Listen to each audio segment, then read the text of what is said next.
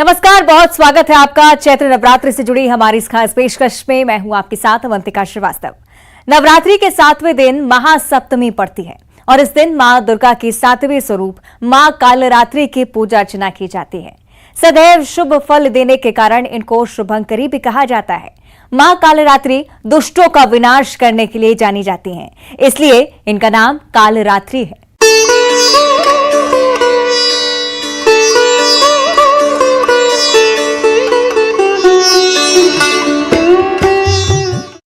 नवरात्र का 7वां दिन मां कालरात्रि को समर्पित होता है। रक्त बीज नाम के राक्षस के नाश के लिए मां काली का आवाहन हुआ था और मां काली ने उसका संहार करके विश्व की रक्षा की थी। मां कालरात्रि का वर्ण धूम्र यानी कि काले धुएं सा है और क्रोध में उनकी आंखें लाल हैं। लेकिन मां जब अपने भक्तों पर प्रसन्न होती हैं तो उनके सारे दुख, भय और दरिद्रता का नाश कर देती हैं। या देवी सर्वभूतेषु मां काली रूपेण संस्था नमस्तस्यै नमस्तस्यै नमस्तस्यै नमो नमः। ओम ऐं ह्रीं क्लीं चामुण्डाय विद्ये महाकाली महालक्ष्मी महासरस्वती देव्यै नमः। अर्थात माता की त्रिगुणात्मक शक्ति मां काली, जिनकी जिह्वा ही कोटि योजन और जिन्होंने एक मुंडों की माल ले रखी है। कालरात्रि अर्थात ऐसी रात्रि, काल रात्रि, मोह रात्रि, निशा रात्रि, जो रात्रियों में धूम वर्ण है, अर्थात ये तांत्रिक माता है। इनकी शक्ति का कोई पार नहीं है, अपरंपार है। ये शत्रुओं से विजय दिलाने वाली है। सभी प्रकार की जो आपकी आकांक्षाएं हैं वो पूर्ति करती हैं। ये माता जी 7वें दिन आपके घर आंगन में प्रवेश करेंगी, अर्थात ये आपके 7वीं शक्ति, आपकी पूजा पाठ में वृद्धि करने वाली जो शक्ति है, इनको आप स्थापित करेंगी। माता कालरात्रि के रूप तंत्र, मंत्र, यंत्र और अनेक शक्तियों से विभूषित है। इनका स्वरूप सभी को, इनके दर्शन सभी को दुर्लभ है, क्योंकि ये धूम वर्ण है, धुएं के रूप में है। इनका आकार काला है, लाल लाल आंखें, क्रोध, लेकिन जिन पर इनकी कृपा होती है, इनसे कोई दयालु माता भी नहीं है। ऐसे में चूंकि काली के रूप को लेकर के साधक लोग डर जाते हैं, भयभीत हो जाते हैं। एक बात ध्यान रखनी पड़ेगी, ये सब आदि शक्ति प्रकृति दुर्गेश नंदिनी के स्वरूप हैं, उन्हीं से इनका प्रादुर्भाव हुआ है। ऐसे में माता काली जी का जो आप स्वरूप देख रहे हैं, उससे साधक प्रेम करे, श्रद्धा रखे, विश्वास रखे। निश्चित तौर पर काली की साधना करने से काल भी भयभीत होता है। आयु से संबंधित किसी भी प्रकार का व्यवधान है तो महाकाल की कृपा प्राप्त करने के लिए मां काली का पूजन अर्चन करना आवश्यक है। शिव और शक्ति को प्राप्त करने के लिए, महाकाल को प्राप्त करने के लिए महाकाली की पूजा आपके मन मस्तिष्क में भय को समाप्त कर देगी, आपकी दरिद्रता को खत्म कर देगी। दारिद्र दुख भय हारण का दंता, दुख, भय, किसी भी प्रकार का भय आपके मन मस्तिष्क में आ रहा है, चाहे वो रोग भय हो, चाहे वो आयु भय हो, चाहे वो शत्रु के प्रहार का भय हो, ये भय को समाप्त कर देती है। आपके मन में किसी प्रकार का डर नहीं होता है। ऐसी माता जी की पूजा तो वैसे महानिशा काल में की जाती है, अर्थात महानिशा काल अर्धरात्रि का समय। मां काली को प्रसन्न करने के लिए तांत्रिक लोगों जितने भी इस प्रकार के मंत्र, तंत्र इत्यादि के जो प्रयोग करते हैं, अघोरी संप्रदाय माता जी की जो कृपा प्राप्त करता है, वो महानिशा काल में पूजा करता है, क्योंकि ये तांत्रिक देवी हैं।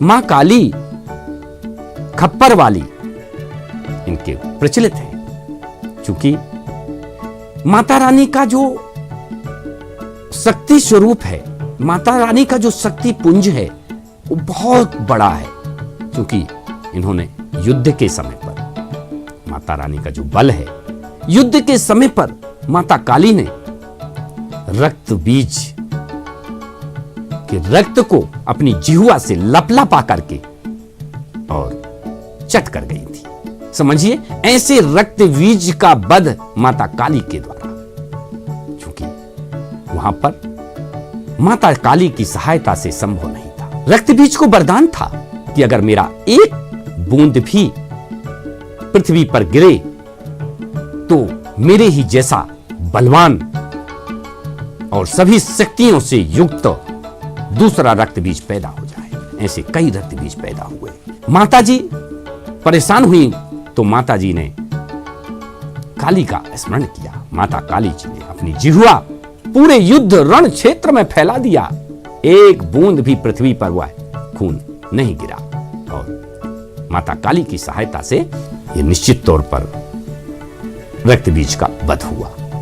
तो डर भय इत्यादि को समाप्त करने के लिए आप चाहें तो, अगर आप तांत्रिक प्रयोग करते हैं तो माता काली के लिए आप किसी गुरु से जरूर शिक्षा लें, गुरु के सानिध्य में करें। वैसे काले वस्त्र धारण करना चाहिए। आप महाकाल के लिए और महाकाली के लिए जो रुद्राक्ष की माला का जाप करें, शिव और शक्ति का आप स्मरण करें, और जो सातवीं शक्ति है महाकाली के रूप में ये अनेक प्रकार के वरदान देने वाली है, इसलिए इनका पूजन अर्चन विधि विधान से करें। माता काली आपकी सभी मनोकामनाएं पूरी करे। देश के प्रमुख शक्तिपीठों में से एक दतिया की पीताम्बरा पीठ पर 10 महाविद्याओं में से एक मां बगुलामुखी देवी साक्षात विराजमान हैं। ये राजसत्ता और न्याय की देवी हैं, जिनके दर्शन मात्र से हर भक्त की मनोकामना पूर्ण हो जाती है।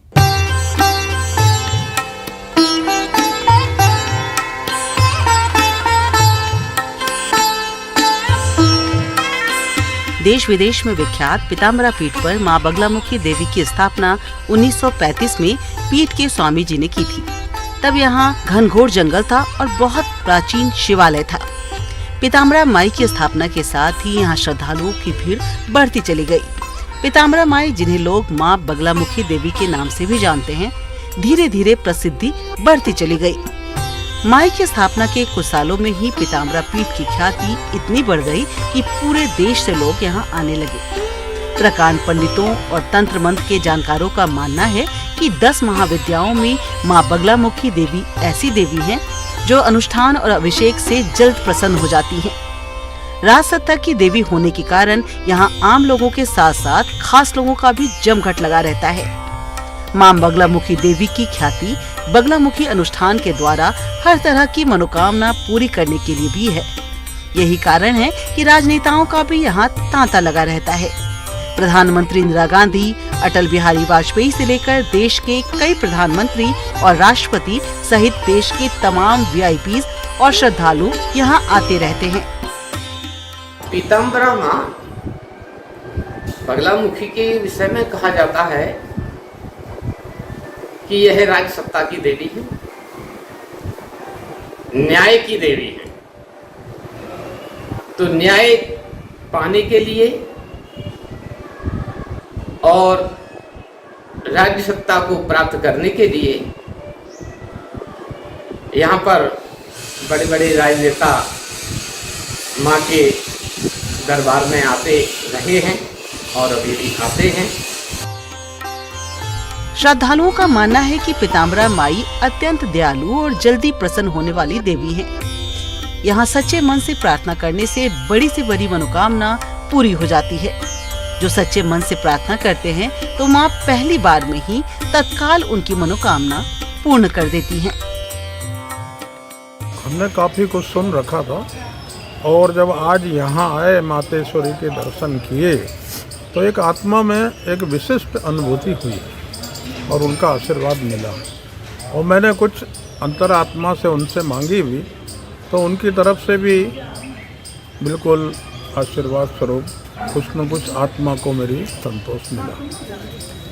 पीताम्बर पीठ एक ऐसा अपने पूरे भारतवर्ष में प्रसिद्ध माता जी का मंदिर है। मन में जो भी हमारे विचार हों वो तो पढ़ लेती है, बहुत मांगे न मांगे वो बिल्कुल देंगी, ऐसा मेरे को विश्वास है और ऐसी अनुभूति होती है। पीताम्बरा पीठ पर जहां रोजाना खास लोगों का तांता लगा रहता है, वहीं बहुत सारे ऐसे लोग आपको मिल जाएंगे जो चारों तरफ से निराश हो चुके थे। खतरनाक बीमारी से जूझ रहे, कर्ज से परेशान लोग, कोर्ट कचहरी में फंसकर बर्बाद हो गए लोग, लेकिन जब माँ के दरबार में आए और बिना किसी अनुष्ठान के माँ से सच्चे मन से प्रार्थना की तो चमत्कार हो गया। उनकी असंभव सी दिखने वाली समस्या पल भर में दूर हो गई। दतिया से ब्यूरो रिपोर्ट, न्यूज़ 18।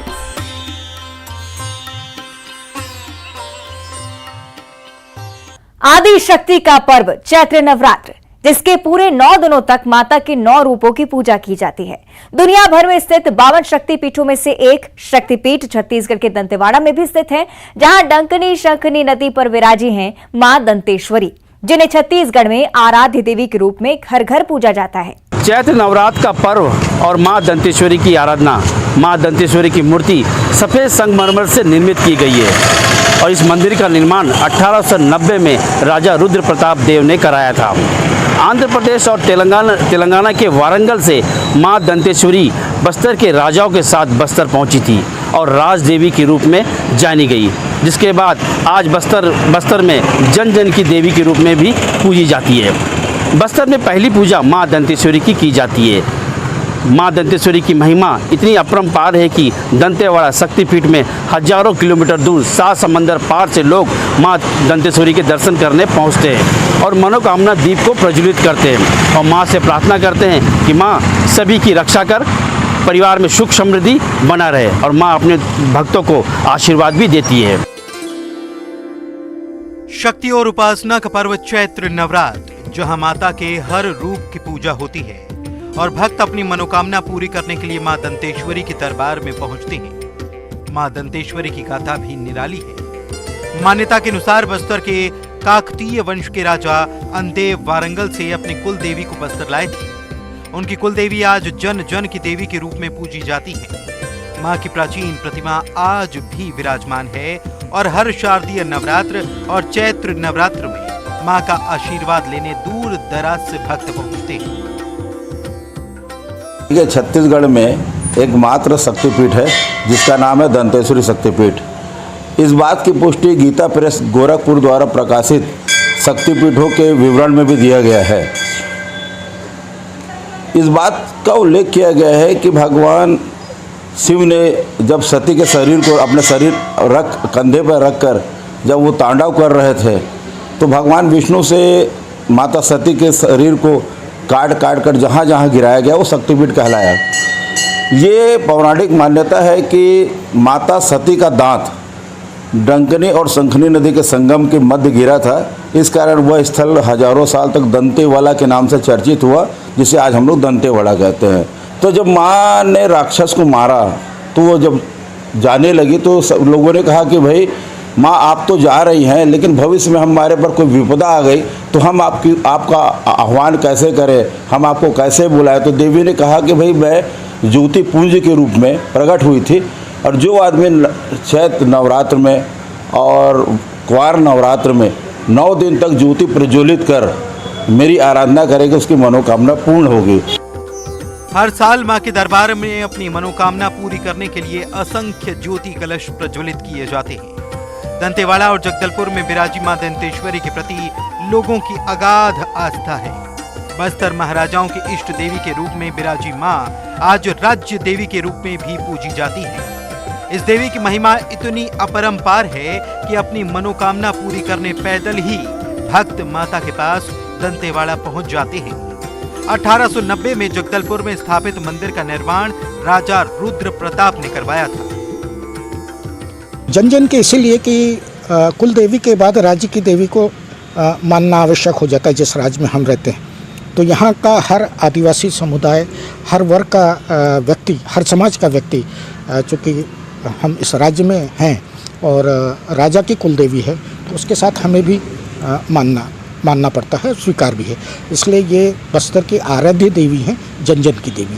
माँ दंतेश्वरी हमारी आदिशक्ति आराध्य देवी है, ग्राम देवी है और काकती वंशजों के राजाओं ने यहाँ पर उनके आराध्य पर यहाँ पर पहुँचे थे उनकी ये शक्तिपीठ है और उन्हीं की आराधना पे और उनकी ही आराध्य शक्ति से यहाँ के लोग पुलकित हैं और विकसित हैं और सर्व मनोकामनाएं और कभी भी वो महारोगों से कभी भी ग्रसित नहीं हुआ अनादिकाल से।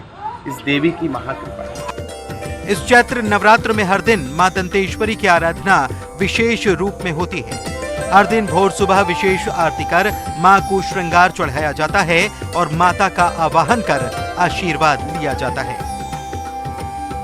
हमारे हिंदू धर्म के अनुसार 9 वर्ष की शुभकामनाएं के लिए लोग बाग हमारा मनोकामना पूर्ण है। हर घर में सुख शांति समझने के लिए लोग दर्शन करने आते हैं और उसके साथ ही नवरात्र में 9 दिन उपवास करते हैं कि हमारा जो मनोकामना पूर्ण, जो हमारे घर में सुख शांति रहे, हमारे बाल बच्चे की शादी विवाह हो जाए, किसी की नौकरी लग जाए, घर में हमारी जो जिस तरह का हमारी परेशानी है उसकी शांति रहने के लोग बाग 9 दिन उपवास करते हैं, पूजा पाठ करते हैं, जोत जलाते हैं और प्रतिपदा से लेकर 9वीं तिथि तक लोग दर्शन करने आते हैं। दूर दूर से आते हैं, बाहर से भी आते हैं जिसको श्रद्धा रहता है। और उसके साथ साथ कि 6वां दिन तो कायतनी देवी का पूजा होता है। हर दिन प्रतिपदा से लेकर 9वीं तक हर देवी के रूप में उसका पूजा किया जाता है।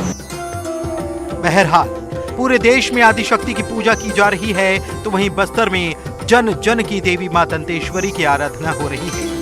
मां के दरबार में छत्तीसगढ़, ओडिशा, आंध्र प्रदेश, महाराष्ट्र और 7 समंदर पार से भी लोग अपनी मनोकामना पूरी करने के लिए दीप प्रज्वलित करते हैं और मां दंतेश्वरी से यही प्रार्थना करते हैं कि हे मां, सबका कल्याण करना, सबकी मनोकामना पूरी करना।